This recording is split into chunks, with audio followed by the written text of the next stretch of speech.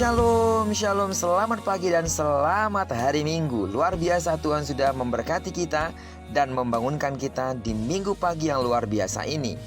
Minggu tanggal 14 November tahun 2021. Terpujilah Tuhan kita yang hidup, amin. Karena dalam anugerahnya Dia telah memberkati tidur malam kita dan membangunkan kita di hari yang luar biasa ini.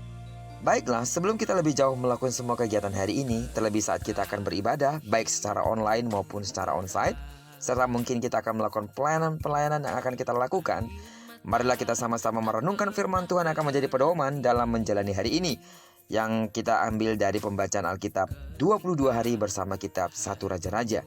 Dan hari ini kita telah berada di hari yang ke-20, maka kita akan membaca kitab 1 Raja-Raja, pasalnya yang ke-20 ayat pertama sampai dengan ayat ke-43. Doa saya kesetiaan saudara dalam mengikuti pembacaan Alkitab satu hari satu pasal ini membuat saudara semakin bergairah di hadapan Tuhan dan mengalami perubahan yang semakin serupa dengan Kristus. Amin. Judul perenungan kita hari ini, sadar diri.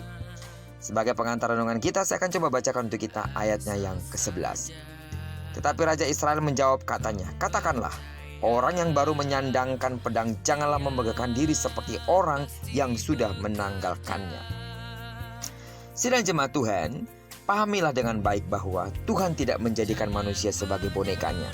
Raja Ahab yang sudah diberikan pembebasan yang supranatural oleh Tuhan, ternyata tetap membandel dan akhirnya harus menanggung risiko atas keputusan irasionalnya. Tuhan juga hendak memberikan pelajaran kepada Raja Ben-Hadad yang memandang Tuhan dengan rendah. Di sini lagi-lagi kita melihat bahwa kasih karunia Tuhan bekerja. Ia memberikan keselamatan kepada orang-orang yang tak layak menerimanya.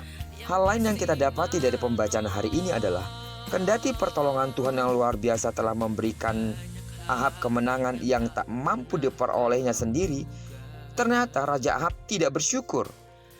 Sikap ini menampakkan perspektif yang salah. Ia jelas-jelas tidak memandang Tuhan sebagai sumber keselamatan dan sumber kemenangan. Juga Ahab tidak melihat dirinya sebagai hamba Tuhan yang seyogyanya melakukan apa yang Tuhan inginkan, bukan melulu apa yang sendiri dipikirkan. Jika ia memandang dirinya sebagai hamba Tuhan, ia tentunya bertanya apa yang Tuhan hendak perbuat terhadap Ben-Hadad yang telah menghina Allah dan menyamakan Allah dengan Allah-Allah lain. Ben-Hadad juga telah merendahkan rakyat Israel dengan pengepungan yang dilancarkannya. Namun ironis, setelah Ahab diberikan kemenangan oleh Tuhan, dia malah menjilat Ben-Hadad yang kalah itu sampai mengklaim Ben-Hadad sebagai saudaranya. Di sini kita melihat ada orang-orang yang kendati telah mengalami kebaikan Tuhan yang luar biasa, hatinya tetap condong ke jalan yang jahat, sehingga ketika ada kesempatan melepaskan Tuhan, itu akan dilakukannya. Sidang jemaat Tuhan yang saya kasih di dalam nama Tuhan Yesus, lewat dari kisah di dalam pasal yang ke-20 ini, baiklah kita belajar dari Ahab untuk tahu diri di hadapan Tuhan, menyadari siapa kita sesungguhnya, dan kita belajar untuk hidup seturut kehendaknya. Bukankah semua hal yang kita terima, bukankah semua hal yang terjadi dalam hidup kita, semuanya berawal daripadanya? Bukankah semua itu dalam sebuah proses yang diizinkan Allah terjadi supaya kita semakin dimurnikan? Untuk apa? Supaya kita mendapatkan kemuliaan kekal bersamanya di dalam kehidupan yang kekal itu. Karena kasih karunia Tuhanlah kita mendapatkan kesempatan untuk bisa melihat masa depan kita seperti apa. Masa depan yang penuh dengan gilang gemilang. Masa depan yang gilang gemilang itu tidak hanya di bumi ini saja, tapi Dia telah menyediakan sebuah tempat yang terbaik bagi kita.